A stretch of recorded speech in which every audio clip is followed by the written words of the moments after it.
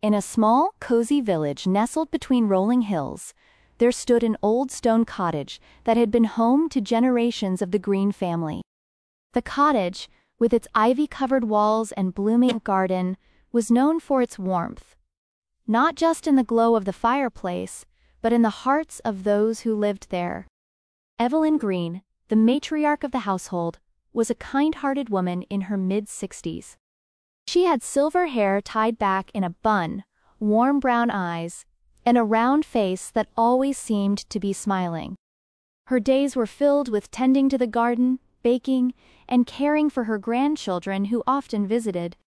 One evening, as Evelyn was tidying up the kitchen after dinner, she heard a faint, rustling sound coming from the pantry. It was a sound she hadn't heard before, a soft, scurrying, like tiny feet on the wooden shelves.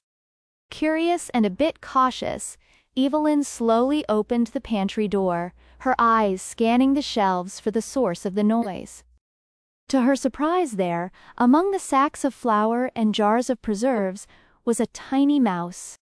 But this was no ordinary mouse.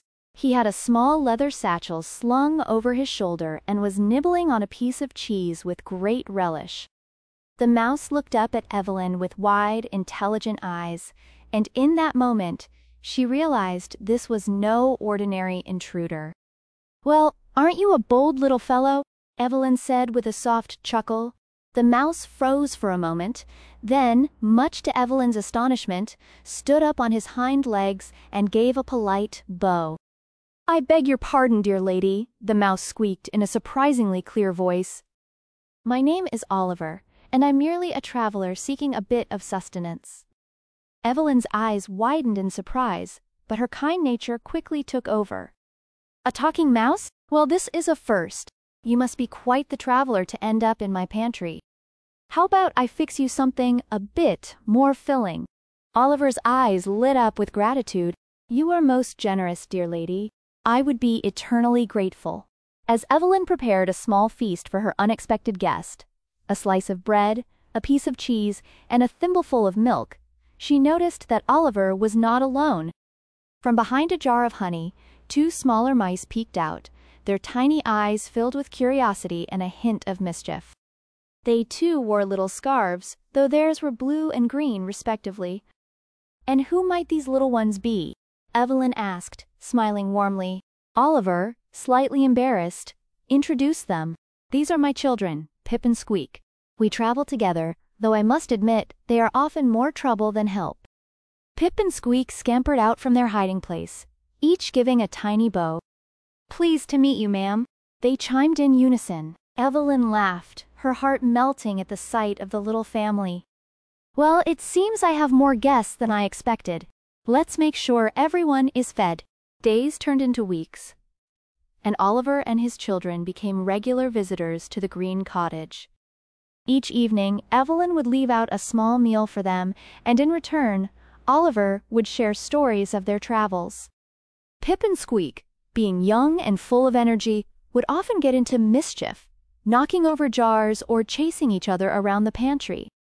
But Evelyn didn't mind. She found their antics endearing and was always ready with a smile. One evening, as they were all gathered around a crumb of cheese, there was a sudden knock at the door.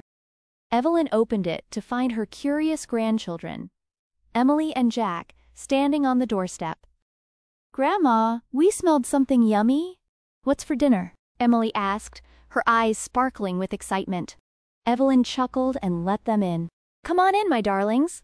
I have a surprise for you." As the children entered the kitchen, their eyes grew wide at the sight of the tiny mice gathered on the table. "Mice!" Jack exclaimed, pointing with delight. "And they're wearing clothes." "These aren't just any mice," Evelyn explained with a wink. "This is Oliver, and these are his children, Pip and Squeak. They've been visiting me for a while now."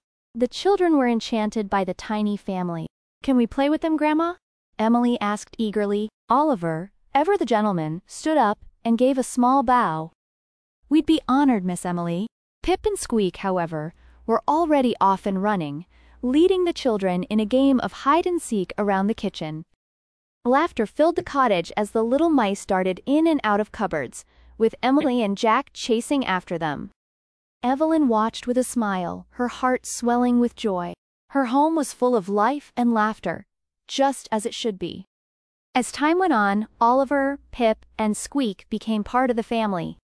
The children looked forward to their visits, and Evelyn loved having such lively company. The mice brought a sense of adventure and magic to the cottage, and every day was filled with new surprises. One day, Oliver approached Evelyn with a thoughtful expression. "Evelyn, my dear friend, it's time we moved on. We've stayed longer than we ever intended, and there are more places we need to see." Evelyn nodded, understanding. "You're always welcome here, Oliver. But I understand the call of the road. Just promise me you'll visit whenever you're near." Oliver smiled warmly. "You have my word, dear lady." Before they left, Pip and Squeak gave Evelyn and the children one last hug, promising to return with more stories and adventures. As they scampered off into the sunset, Evelyn and her grandchildren waved until they were out of sight. Life at the cottage returned to its usual peaceful rhythm, but the memories of the little mice lingered. And every now and then, when the wind blew just right, Evelyn could almost hear the faint sound of tiny feet scurrying about, as if the little thieves in the pantry were still there, bringing a bit of magic to her home.